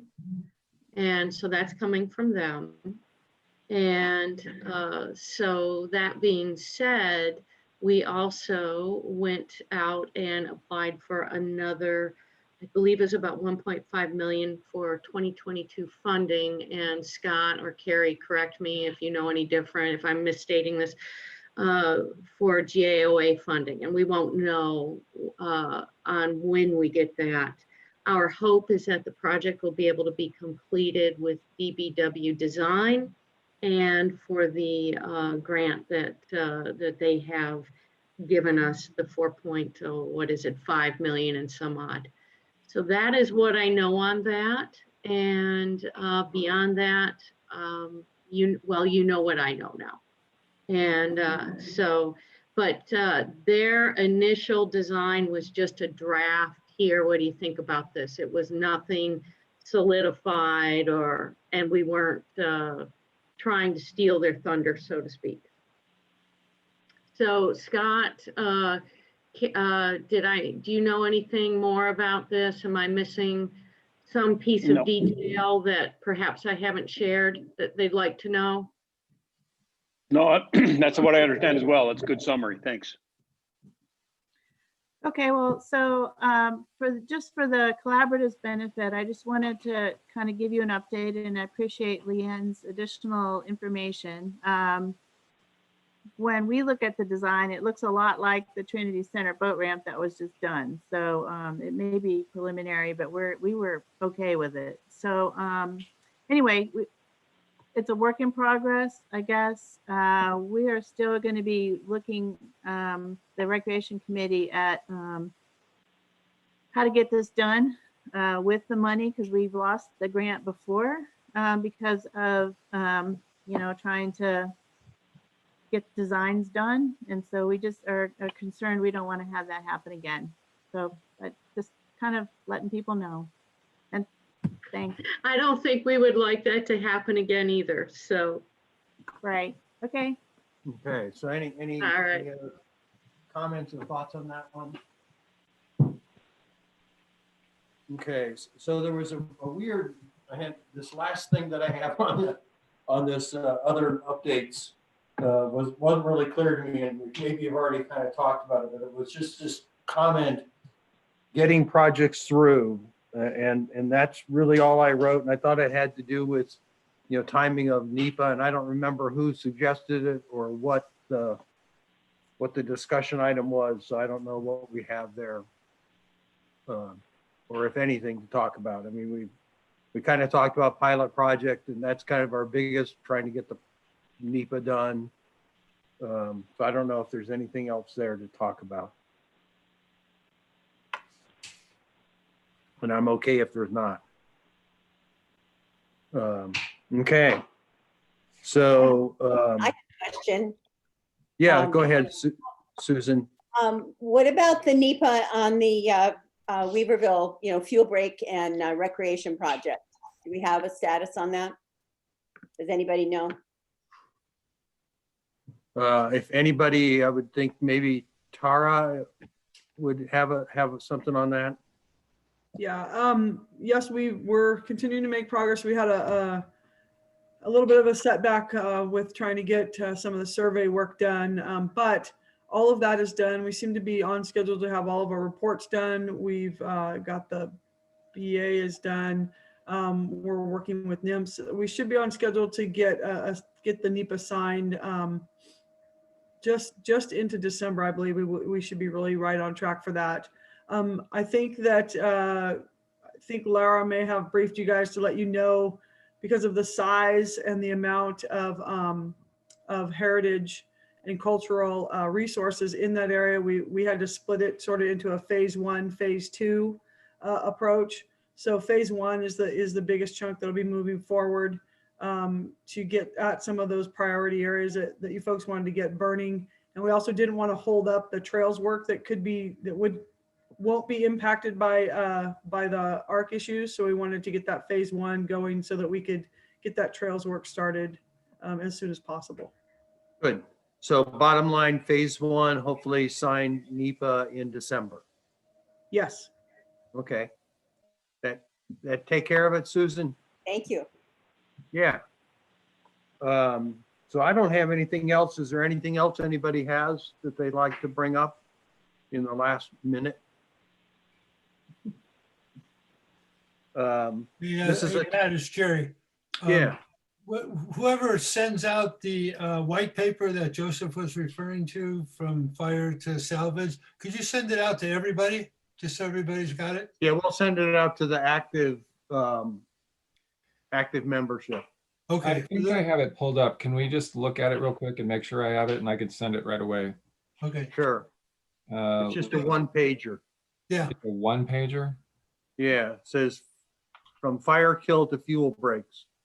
Okay, because this is what I have here is different than that. Let me screen share this.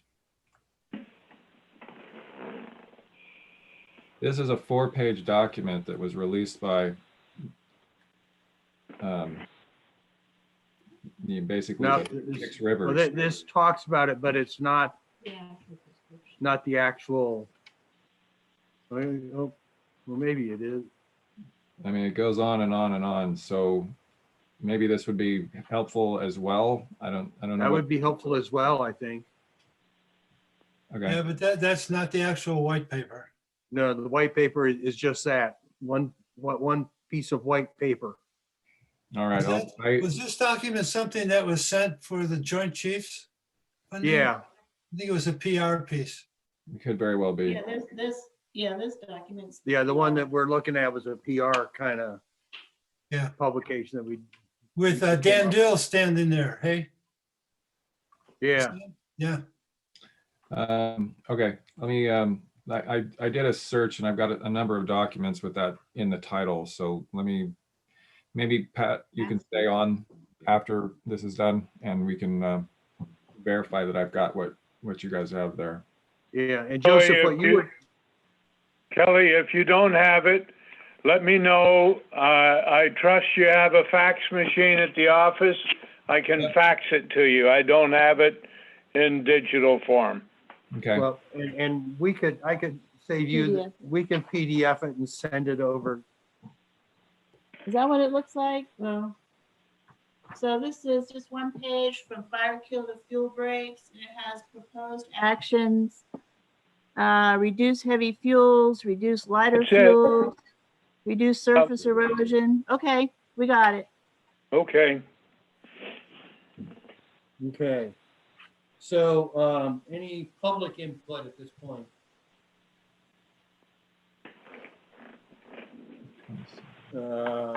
Anything, Kelly, you got any facilitation team things to bring up? No, I think we're going forward with the regular scheduled meeting in January, correct? So I did have an email from Judy Morris, who couldn't join us today because of the North Coast Regional Partnership meeting that she's involved in. And she just wanted this would be her last meeting as a member of the Board of Supervisors. And she just wanted to convey her thanks to everybody for their perseverance and hard work over the many years of the collaborative, which kind of got, we really got started in 2013 after an initial effort by the Board of Supervisors in the fall of 2012 to somehow bring the community together to work with the agencies. So she just wanted me to pass on that thank you to everybody. And then agenda building. So for January, do we have any particular? We had, or you want that back on January? Say that. Oh. I mean. So maybe we could get an update on the alert watch camera kind of stuff next in January. If Pat sends out the white paper, maybe the Forest Service can look at it and see if there's a possibility of moving forward on that. Okay. Anybody, anything else?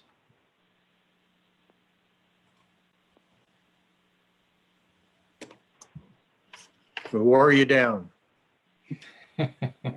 Well, I think maybe we can all look at these maps, but sometimes it's hard to come up with the total concept. But I would hope by January, maybe we could have a report on how many acres of what kind of fire severity happened in the August complex, and if the red salmon fire accomplished the prescribed fire project in the Alps. So a couple things there. Okay. Yeah, I can definitely provide you a briefing on the red salmon and its relationship with the Trinity Alps NEPA. I'm happy Okay. to do that. Good, that'd be a good one. Okay. I'd like to add the scoping, review of the scoping document from the PUD, if it's out by then. Yeah, and that would be timely, as I think Paul said that scoping is through essentially the end of January. So that would be timely for us to do that. Okay, well, that's probably plenty for a 2-hour collaborative Zoom meeting, which I'm assuming will still be Zooming. Okay, well, with that, I want to thank everybody for their time today. I know these can be a little bit disjunct and trying to be doing these Zoom meetings. And I want to thank Kelly for continuing to host them and keep things going digitally. Thanks, guys. So Joseph, Susan, hey, Bob. Hello. Yeah. Stay safe, everybody. Okay. Happy Thanksgiving. And stay well. We will. Stay isolated. Happy Thanksgiving. Right, thanks everybody. Jennifer, have a great trip. Okay. Thank you. Bye, everyone. Bye.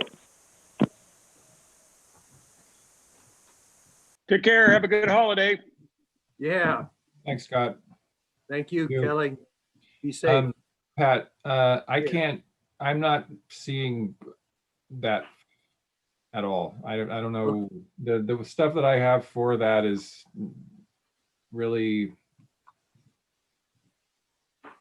not, I'm not finding that letter. Yeah, I'll scan it and send it to you. Okay. I think that would be the easiest way to do it at this point. Yeah. Not me spending a bunch of time digging around. There's a folder in one of the older files that has some of the stuff in it, but it's that I can send this one out along with it. I'm wondering if it might also be on the collaborative website. Under the Possible. documents? It's Yeah. very possible that it's I'll on. look there first. Okay. Okay. Could already be in a digital version. I didn't think to look there. I was just looking back through our files. Yeah, yeah. And I'm just sort of limited in my ability to search and do access through the VPNs. Yeah. Right. No, I think it was posted on the website under documents, but we'll look. We'll look for it.